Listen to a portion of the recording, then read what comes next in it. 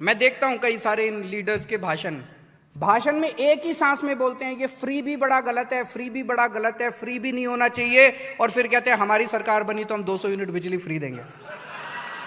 एक ही भाषण में इनकी पार्टी वाले एक ही भाषण में बोलते हैं केजरीवाल गंदा, केजरीवाल ये फ्री भी देता है, फलाना देता है, हमारी सरकार बनी तो हम 200 यूनिट फ्री देंगे।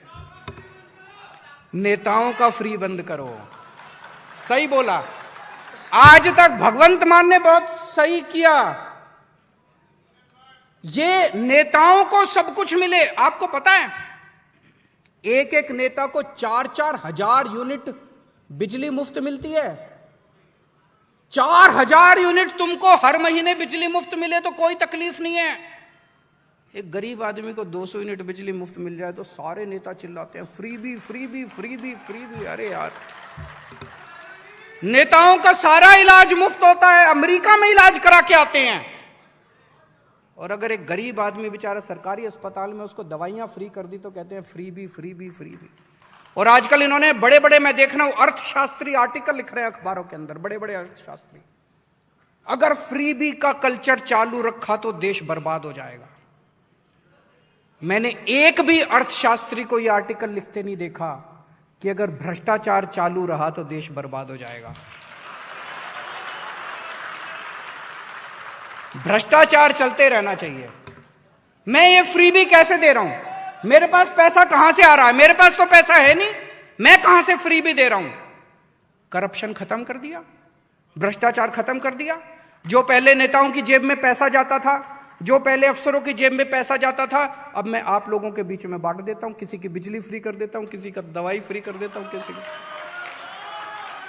कोई ये बड़े बड़े अर्थशास्त्री जितने लिख रहे हैं मेरे खिलाफ, कोई ये नहीं लिख रहा कि भ्रष्टाचार खत्म होना चाहिए। कोई नहीं लिख रहा। कहते भ्रष्टाचार अच्छी चीज है, चलते रहना चाहिए, हमें भी मिलता है उसमें से।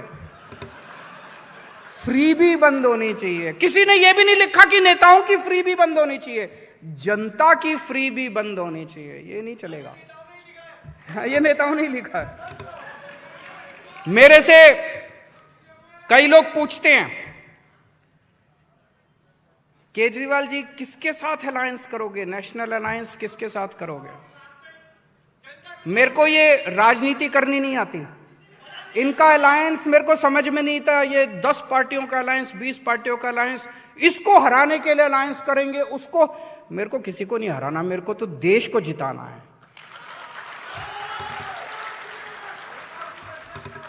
मैं एक ही अलायंस करूंगा। इस देश के 130 करोड़ लोगों का अलायंस तैयार करेंगे हम लोग। 130 करोड़ लोगों का अलायंस बनाएंगे। इस देश के डॉक्टर्स का, इस देश के इंजीनियर्स का, इस देश के चार्टर्ड अकाउंटेंट्स का, इस देश के पत्रकारों का, इस देश के मजदूरों का, इस देश के किसानों का, इस देश के वकीलों का, इस देश के आम आदमी, 130 करोड़ आम आदमियों का अलायंस बनेगा, जो अलायंस इस देश को नंबर 1 देश बनाएगा। आज ये देश जहां पे है, ये नेताओं की वजह से नहीं है। जैसे मैं पढ़ रहा था, कई सारी मैं पढ़ता रहता हूं जो बड़ी इंस्पिरेशनल। एक भानु श्रीवास्तव है, कैनरा बैंक में काम करते हैं। बड़ी मेहनत करनी पड़ती है बैंक वालों को। शाम को रोज घर आने के बाद 2 घंटे झुग्गी में रहने वाले बच्चों को पढ़ाते हैं, फ्री में ट्यूशन देते हैं। ऐसे लोगों की वजह से ये देश जिंदा है। एक और हैं केदार प्रसाद, झारखंड के एक गांव में रहते हैं। उनके गांव में बिजली नहीं है।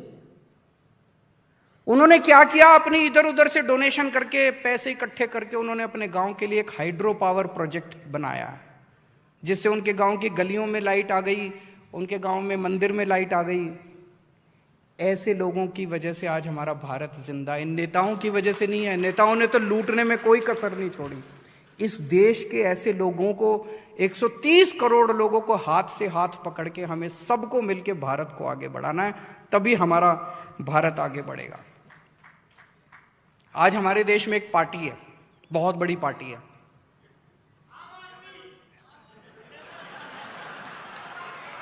उस पार्टी में पूरे देश में कहीं कोई गुंडागर्दी हो जाए, कहीं कोई दंगे हो जाए, इसके लोग पहुंच जाते हैं उनको मेंबर बनाने के लिए। अपने लोग गुंडों को, लफंगों को, दंगों को, पूरे देश में दंगे कराते हैं, पूरे देश में गुंडई कराते हैं, पूरे